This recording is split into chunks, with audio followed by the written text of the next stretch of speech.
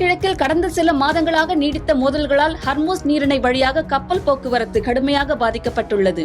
இந்நிலையில் பாதுகாப்பான கடல் போக்குவரத்தை உறுதி செய்வதற்காக தற்காலிக கடல் பாதை மற்றும் புதிய கடல்சார் நிர்வாக கட்டமைப்பை உருவாக்குவது குறித்து ஈரானும் ஓமனும் தீவிர பேச்சுவார்த்தை நடத்தி வருகின்றன. அமெரிக்கா ஈரான் இடையிலான பேச்சுவார்த்தை மீண்டும் தொடங்கலாம் என்று அமெரிக்க அதிபர் டொனால்டு டிரம்ப் கூறியிருந்தாலும் தற்போது அமெரிக்காவுடன் எந்த பேச்சுவார்த்தையும் நடைபெறவில்லை என்றும் ஹர்முஸ் நீரிணையின் எதிர்கால வழித்தடம் தொடர்பாக ஓமனுடன் மட்டுமே ஆலோசனை நடைபெற்று வருவதாக ஈரான் திட்டவட்டமாக தெரிவித்துள்ளது. ஈரான் வெளியுறவுத்துறை செய்தி தொடர்பாளர் இஸ்மாயில் பகாய் ஓமனுடன் இணைந்து கப்பல் போக்குவரத்தின் பாதுகாப்பை உறுதி செய்யும் வகையில் தற்காலிக கடல் பாதையை விரைவாக உருவாக்கும் முயற்சியில் ஈடுபட்டுள்ளோம் என்றார். வெளியுறவுத்துறை அமைச்சர் அப்பாஸ் அரக்சியும் இரு நாடுகளின் இறையாண்மையை மதிக்கும் வகையில் பேச்சுவார்த்தை இறுதிக்கட்டத்தை எட்டியுள்ளதாக தெரிவித்தார். பார்சிய வளைகுடாவை ஓமன் வளைகுடா மற்றும் அரபிக்கடலுடன் இணைக்கும் ஹர்முஸ் நீரிணை உலகின் மிக முக்கியமான கடல்சார் வர்த்தக வழித்தடங்களில் ஒன்றாகும்.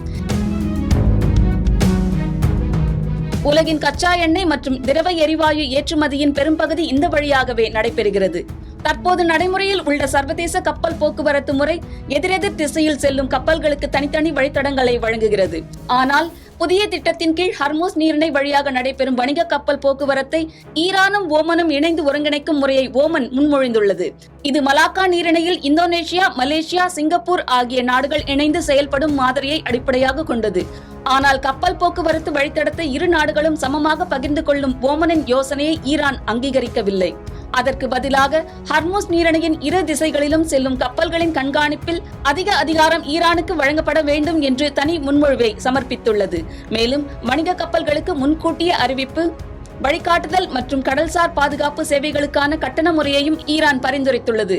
இதற்கிடையில் சர்வதேச கப்பல் போக்குவரத்து சுதந்திரம் பாதிக்கப்படக்கூடாது என்று அமெரிக்கா உள்ளிட்ட நாடுகள் வலியுறுத்தி வருகின்றன. பேச்சுவார்த்தைகள் தொடரும் நிலையில் ஹர்முஸ் நீரிணையில் கப்பல் போக்குவரத்து இன்னும் முழுமையாக இயல்பு நிலைக்கு திரும்பவில்லை.